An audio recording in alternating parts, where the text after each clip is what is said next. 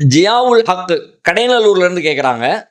Credit card சம்பந்தமாக விளக்கம் கூறினீர்கள். அதில் கிரெடிட் கார்டு அப்ளை செய்யும் போதே டேர்ம்ஸ் அண்ட் கண்டிஷன்ஸ் சைன் பண்ணி தான் கிரெடிட் கார்டு பெற முடியும்.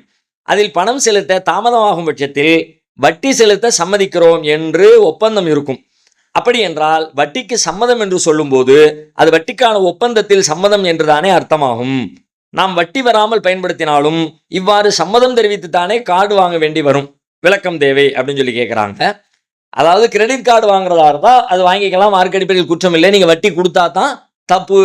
வட்டி கொடுக்கல, கிரெடிட் கார்டுக்குன்னு உள்ள லிமிட் டேட்டுக்குள்ளே கரெக்டாக பயன்படுத்தி 10 நாளுக்கு வாங்கணும்.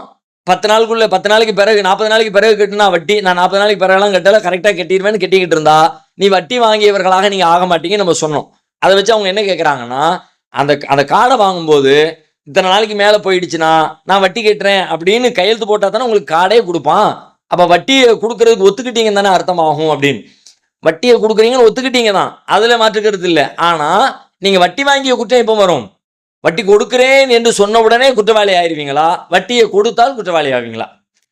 வட்டி என்பது ஒரு செயல், அந்த செயலை செஞ்சா தானே குற்றவாளி ஆகுவீங்க. இப்போ அல்லாஹ் தவிர வேற யாரையும் நான் வணங்கி, இப்போ குர்ஆன்ல ஒரு வசனம் வருகிறது, குல் இன் கான ரஹ்மானி வலதுன் ஃபானா அவ்வளுல் ஆபிதீன்.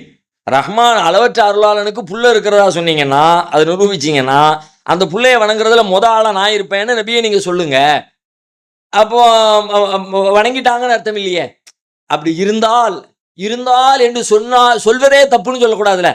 இருந்தால் என்று சொல்வதே இந்த கண்டிஷன் இருந்தா தான் அது இல்லாட்டி இல்லைதான்.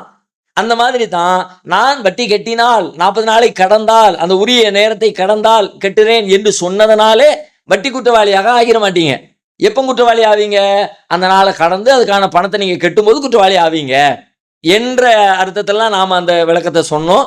அதே நேரத்தில் கூடுதலாக இன்னொன்று புரிஞ்சுக்குங்க, இந்த மாதிரி நம்ம சொல்லுகிற விளக்கம் இதையும் அதையும் வைத்து நம்ம புரிந்து கொண்டு ஒரு விஷயத்த சொல்கிறோம். ஆனாலும் உங்களுக்கு அது உறுத்துதுன்னு வச்சுக்கோங்க. இல்லையே, அது ஒத்துக்கிறது சரியில்லையே, இப்படி வாங்கணுமா, அப்படி இருக்கணுமா அப்படின்னு உங்களுக்கு உங்களுடைய உள்ளத்தை உறுத்தி அதை வாங்குறதுல சிக்கல் இருக்குமானால், உங்களுடைய உள்ளம் உறுத்துவதையே நீங்கள் முதலாவது ஆதாரமாக வச்சுக்கொள்ளுங்க. அல் இஸ்மு மா ஹாக்க ஃபி சத்ரிக். உங்கள் உள்ளத்தை எது உறுத்துதோ அதை பாவன்ட்டாங்க.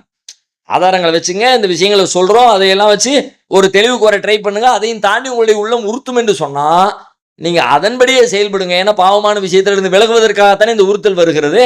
உங்கள் உள்ளத்தை உறுத்துவது பாவம்னு சொன்னாங்க. அப்படி உறுத்தல் இருக்கும் பட்சத்தில் அதிலிருந்து விலகிக் கொள்வதே சம்பந்தப்பட்டவர்களுக்கு, அந்த உறுத்தல் உடையவர்களுக்கு அது சரியானதாகவும் இறையச்சத்துக்கு நெருக்கமானதாக இருக்கும் என்பது என்னுடைய கருத்து.